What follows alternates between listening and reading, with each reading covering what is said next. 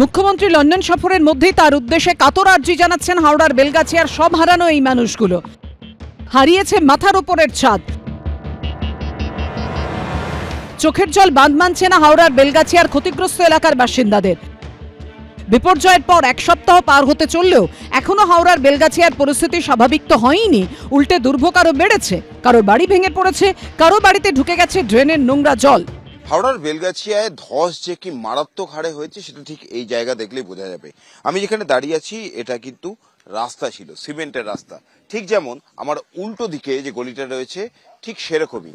কিন্তু বুধবার রাতের থেকে যে ধস শুরু হয়েছে সেই ধসের জেরে একদিক যেমন ভেঙে গিয়েছে রাস্তার, এবং রাস্তার অন্য দিক বেশ কয়েক ফুট উঁচুতে উঠে গিয়েছে।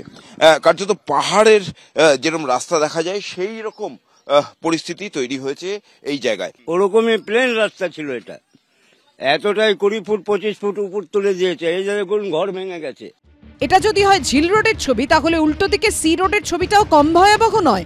এটা হাওড়া পুরসভার 7 নম্বর ওয়ার্ড, পরপর পাকা বাড়ি। ঝিল রোডে বিপর্যয়ের জেরে সি রোডের নিকাশি ব্যবস্থা সম্পূর্ণ ভেঙে পড়েছে। ড্রেনের নোংরা জল উঠে এসেছে রাস্তায়, কারো কারো বাড়ির ভেতর পর্যন্ত ঢুকে গেছে নোংরা জল। এবার দেখাচ্ছি অন্য একটি প্রান্ত। এটা হচ্ছে বেলগাছিয়া ভাগাড়ের ঠিক পূর্ব দিকে সি রোড, এবং সেখানে দেখতে পাচ্ছ যে ঘন জনবসতিপূর্ণ এলাকা, পাকা বাড়ি রয়েছে এবং গোটা এলাকাটি জলমগ্ন অবস্থায় রয়েছে। এবং এই এলাকা কিন্তু এই যে ভাগাড়ের যে বিপর্যয় তার জেরেই কিন্তু এই দুর্ভোগ হয়েছে এই এলাকার মানুষের। ভাগাড়ে ধসটা নামার কারণে জলটা হচ্ছে। বেলগাছিয়া ভাগাড়ে বিপর্যয়ের প্রভাব পড়েছে হাওড়া শহরে জঞ্জাল সাফাইতে।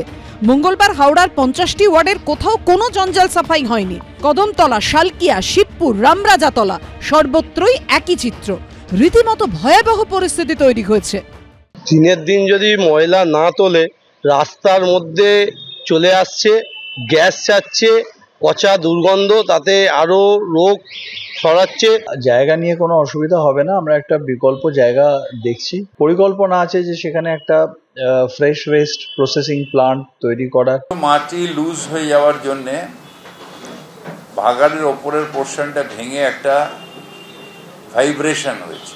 96 ফ্যামিলি আমরা 6টা বাংলার বাড়ি করছি, এক একটা টাওয়ারে করে। এটা 1-1.5 বছর সময় লাগবে। তার মধ্যে ওদের ওখানে আমি কন্টেনার করে দিয়েছি, কন্টেনারে ওরা থাকবে। আর কিছু মানুষ আছে যারা কাছাকাছি, তাদের বলেছে আত্মীয়দের বাড়িতে থাকবে। কবে সমস্যা মেটে, প্রশাসন কি ব্যবস্থা করে, এখন সেদিকেই তাকিয়ে ক্ষতিগ্রস্ত এই মানুষগুলো। ব্রতদীপ ভট্টাচার্য, সুনীত হালদার ও অর্ণব মুখোপাধ্যায়ের রিপোর্ট, এবিপি আনন্দ।